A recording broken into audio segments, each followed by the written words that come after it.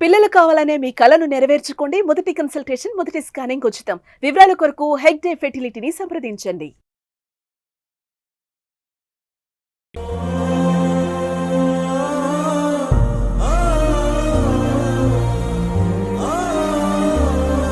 Welcome to Suman TV. ఈరోజు మన Srikakulam జిల్లాలోనైతే Medicover హాస్పిటల్లో మొట్టమొదటిసారిగా అవయవదానం అయితే జరగబడుతుంది. సో అవయవదానం చేస్తున్నటువంటి జోగారావు అనే వ్యక్తి మనకి ఇక్కడ సచివాలయ ఉద్యోగిగా అయితే పనిచేయడం జరుగుతుంది. మొన్న జరిగిన యాక్సిడెంట్లో తను గాయాలు పాలవుతూ తను ప్రాణాలైతే ఇంకా దక్కువ అని తెలుసుకున్నటువంటి సిబ్బంది ఎప్పుడైతే వీళ్ళ తల్లిదండ్రులకు తెలియజేశారో వారు తీసుకున్న ఒక నిర్ణయం, వాళ్ళ యొక్క కొడుకు అవయవాల్ని వేరే వాళ్ళకి దానం చేసి మరో 10 మంది ప్రాణాలను కాపాడడానికి అయితే తీసుకున్నటువంటి ఒక మహోత్తరమైనటువంటి నిర్ణయాన్ని మనం అందరం కూడాను సుమన్ టీవీ ద్వారా అభినందిస్తూ, ఒక్కసారి అసలు అది ఎలా జరిగింది, వాళ్ళకి ఈ నిర్ణయం తీసుకోవడానికి గల కారణం ఏంటో కూడా ఒకసారి వాళ్ళ నాన్నగారు మాటలో తెలుసుకుందాం. సార్, ఇది ఎలా జరిగిందంటే నేనే చెప్పలేను. ఫోన్ చేసినాను మా అబ్బాయికి, నాన్న నువ్వు ఎక్కడ ఉన్నావంటే, నేను హరిపురంలో ఉన్నాను నాన్న, వర్షం పడుతుంది, ఇంటికి వెళ్ళిపోతున్నాను. 5:30 ఫోన్ చేసిన. అయితే 5:30 ఫోన్ చేసిన తర్వాత, నాన్న ఎక్కడ ఉన్నావంటే ఇంటికి వెళ్తున్నాను నాన్న, నీ ఫోన్ పెట్టి నేను ఇంటికి వెళ్ళిపోతున్నాను, వర్షం పడుతుంది చాలా గట్టిగా, నేను వెళ్ళిపోతున్నాను అనేసి అన్నారు. అక్కడికి ఒక అరగంట 30 గంటలో నాకు మళ్ళీ ఫోన్ వచ్చింది. ఏమి అంటే, మీ నాన్న యాక్సిడెంట్ అయిపోయింది అంటే. యాక్సిడెంట్ అయిపోయింది అనగానే నేను తొందరగా మా ఊరికి నేను మనసాకి టికెట్ తీసి మళ్ళీ రిటర్ను టెక్కల నుండి మళ్ళీ రిటర్ను టికెట్ క్యాన్సిల్ చేసుకొని నేను మళ్ళీ శ్రీకాకుళం వచ్చినాను. ఈ ఫోన్ రావడము ఇక్కడికి వస్తాడికి నా కొడుకు ఇది చూస్తాడికి నాకు మరి ఏ ఊపిరితిత్తు అందలేదు, వీటి మీద నాకు ఇది కాలేదు. ఈ పరిస్థితి అయిపోయింది. అయిపోతప్పుడు నేను ఆయనకి ఏటని చెప్పగలను, ఏటని నేను చేయగలను. ఇంత కొడుక్కి ఇన్ని సంవత్సరాలు పెంచుకొని ఇచ్చేటప్పుడు నేను ఈ రోజుకి ఇస్తే ఇదైపోయానని నాకు ఇదైపోతుంది. నా పిల్లడికి నేను ఇప్పుడు చూసుకోలేకపోయాను. సరే, నా పిల్లడికి చూసుకోలేకపోయాను, కానీ నా కొడుకు తాలూకు వస్త్రాలు ఒక 4గురికి దానం చేస్తాననేసి ఒక నిర్ణయం తీసుకున్నాను. ఒక కన్న తండ్రి పడుతున్నటువంటి బాధ, తను అంటే తన కొడుకు ప్రాణాలు పోయినప్పటికీ కూడాను తన అవయవాలు మరొక వ్యక్తికి దానం చేస్తూ వాళ్ళలో తన కొడుకుని చూసుకోవడానికి తీసుకున్నటువంటి నిర్ణయాన్ని సుమన్ టీవీ ద్వారానే కాదు, శ్రీకాకుళం మొత్తం కూడాను ఈ నిర్ణయానికి చాలా హర్షంగా వ్యక్తం చేస్తూ, అయితే ఆయన తీసుకున్న ఈ నిర్ణయంతో మరికొంతమంది కూడా స్ఫూర్తిదాయకం అవుతుందని కోరుకుందాం.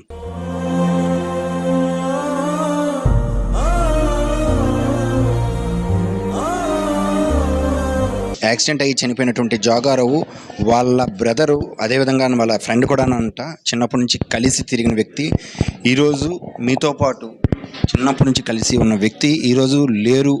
అదేవిధంగాను వాళ్ళ తల్లిదండ్రులు, మీ కుటుంబ సభ్యులు కూడా తీసుకున్న నిర్ణయం అవయవదానం చేసి మరో 10 మందిని కాపాడాలనుకున్న నిర్ణయాన్ని మీరు ఏ విధంగా సాధిస్తారు? అది మన జోగారావు ఇక లేరు, చనిపోయాడు. ఆయన రూపంలో తన గుండె, లివరు, లంగ్స్, కిడ్నీలు దానం చేసి వాళ్ళ రూపంలో 4గురినైనా బతికించుకుందామని ఈ నిర్ణయం అనేది చాలా మంచిది. తండ్రి గారు అదే కోరుకుంటున్నారు. కానీ గవర్నమెంట్ కూడా కొద్దిగా వీళ్ళ తండ్రి గారి కోసం ఆలోచించి, ఆయనకి ఎవరు లేరు, మరి ఆ ఒక్కగాన కొడుకు చనిపోయాడు. ఆయన చేస్తున్న ఉద్యోగం నుంచి ఆయన ఆదుకోవాలని చెప్పి గవర్నమెంట్కి నేను కోరుకుంటున్నాను. తన మిత్రుడు ఈవేళ అంటే తన తండ్రి కూడాను ఒకే ఒక కొడుకైనటువంటి తను ప్రాణాలు లేడు అనే బాధని వాళ్ళు జీర్ణించుకోలేక వాళ్ళు తీసుకున్న నిర్ణయం వాళ్ళ కుటుంబాలే కాదు, బాధతో ఉన్నటువంటి కుటుంబాలే కాదు, వేరే వాళ్ళ బాధతో ఉన్న కుటుంబాలను కూడాను ప్రాణాలు పోయాలి. సో ఆ అవయవదానం చేసి మిగిలిన కుటుంబాలను కూడాను ప్రాణాలతో చూసుకోవాలి, తన కొడుకుని వేరే వాళ్ళ రూపంలో చూసుకొని ఆనందపడతానంటూ తండ్రి, తనతో పాటు తిరిగే మిత్రుడు నేటితో లేడు అనే బాధతో, అదేవిధంగా తన అవయవాలు వేరే వాళ్ళ దాంట్లో చూడొచ్చు అనే ఆనందం కూడాను 2 విధాలుగా కూడా తను చెప్తున్నారు.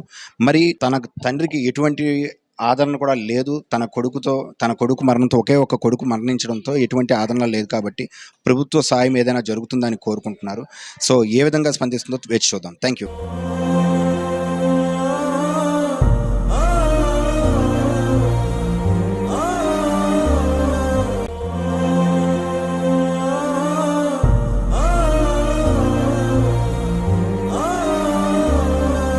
Welcome to Suman TV. ఈరోజు మన శ్రీకాకుళం జిల్లాలోనైతే మెడికవర్ హాస్పిటల్లో మొట్టమొదటిసారిగా అవయవదానం అయితే జరగబడుతుంది.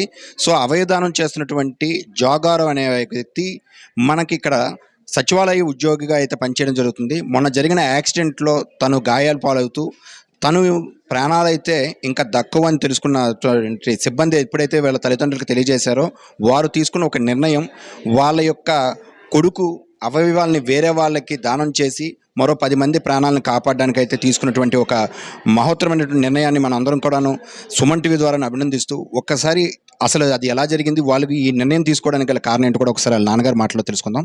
సార్ ఇది ఎలా జరిగిందంటే నేనే చెప్పలేను.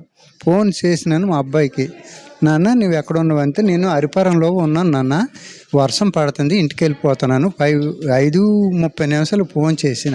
అయితే 5:30 ఫోన్ చేసిన తర్వాత నాన్న ఎక్కడ ఉన్నావంటే ఇంటికి వెళ్తున్నాను నాన్న, నీ ఫోన్ పెట్టి నేను ఇంటికి వెళ్ళిపోతున్నాను, వర్షం పడుతుంది చాలా గట్టిగా, నేను వెళ్ళిపోతున్నాను అనేసి అన్నారు. అక్కడికి ఒక అరగంట 30 గంటలో నాకు మళ్ళీ ఫోన్ వచ్చింది. ఏమి అంటే మీ నాన్న యాక్సిడెంట్ అయిపోయింది అంటే. యాక్సిడెంట్ అయిపోయింది అనగానే నేను తొందరగా మా ఊరికి నేను మనసాకి టికెట్ తీసి మళ్ళీ రిటర్ను టెక్కల నుండి మళ్ళీ రిటర్ను టికెట్ క్యాన్సిల్ చేసుకొని నేను మళ్ళీ శ్రీకాకుళం వచ్చినాను. ఈ ఫోన్ రావడము ఇక్కడికి వస్తాడికి నా కొడుకు ఇది చూస్తాడికి నాకు మరి ఏ ఊపిరితిత్తు అందలేదు, వీటి మీద నాకు ఇది కాలేదు. ఈ పరిస్థితి అయిపోయింది. అయిపోతప్పుడు నేను ఆయనకి ఏటని చెప్పగలను, ఏటని నేను చేయగలను. ఇంత కొడుక్కి ఇన్ని సంవత్సరాలు పెంచుకొని ఇచ్చేటప్పుడు నేను ఈ రోజుకి ఇస్తే ఇదైపోయానని నాకు ఇదైపోతుంది. నా పిల్లడికి నేను ఇప్పుడు చూసుకోలేకపోయాను. సరే నా పిల్లడికి చూసుకోలేకపోయాను కానీ నా కొడుకు తాలూకు వస్త్రాలు ఒక 4గురికి దానం చేస్తాననేసి ఒక నిర్ణయం తీసుకున్నాను. ఒక కన్న తండ్రి పడుతున్నటువంటి బాధ, తను అంటే తన కొడుకు ప్రాణాలు పోయినప్పటికీ కూడాను తన అవయవాలు మరొక వ్యక్తికి దానం చేస్తూ వాళ్ళలో తన కొడుకుని చూసుకోవడానికి తీసుకున్నటువంటి నిర్ణయాన్ని సుమన్ టీవీ ద్వారానే కాదు శ్రీకాకుళం మొత్తం కూడాను ఈ నిర్ణయానికి చాలా హర్షంగా వ్యక్తం చేస్తూ, అయితే ఆయన తీసుకున్న ఈ నిర్ణయంతో మరికొంతమంది కూడా స్ఫూర్తిదాయకం అవుతుందని కోరుకుందాం.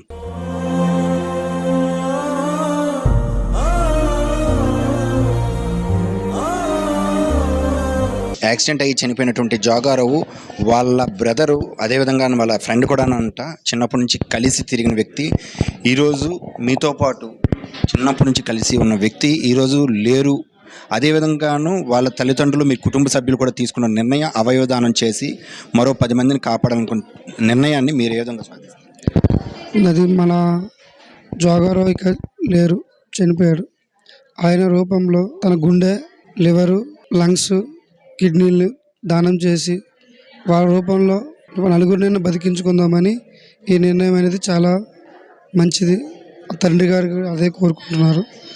కానీ గవర్నమెంట్ కూడా కొద్దిగా వీళ్ళ తండ్రి గారి కోసం ఆలోచించి, ఆయనకి ఎవరు లేరు, మరి ఆ ఒక్కగాన కొడుకు చనిపోయాడు. ఆయన చేస్తున్న ఉద్యోగం నుంచి ఆయన ఆదుకోవాలని చెప్పి గవర్నమెంట్కి నేను కోరుకుంటున్నాను.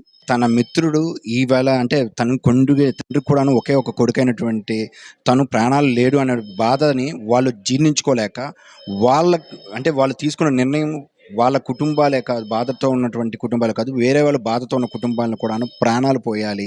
సో ఆ అవయవదానం చేసి మిగిలిన కుటుంబాలను కూడాను ప్రాణాలతో చూసుకోవాలి. తన కొడుకుని వేరే వాళ్ళ రూపంలో చూసుకొని ఆనందపడతానంటూ తండ్రి, తనతో పాటు తిరిగే మిత్రుడు నేటితో లేడు అనే బాధతో, అదేవిధంగా తన అవయవాలు వేరే వాళ్ళ దాంట్లో చూడొచ్చు అనే ఆనందం కూడాను 2 విధాలుగా కూడా తను చెప్తున్నారు. మరి తన తండ్రికి ఎటువంటి ఆదరణ కూడా లేదు. తన కొడుకు మరణంతో, ఒకే ఒక కొడుకు మరణించడంతో ఎటువంటి ఆదరణ లేదు కాబట్టి ప్రభుత్వ సాయం ఏదైనా జరుగుతుందని కోరుకుంటున్నారు. సో ఏ విధంగా స్పందిస్తుందో వేచి చూద్దాం. Thank you.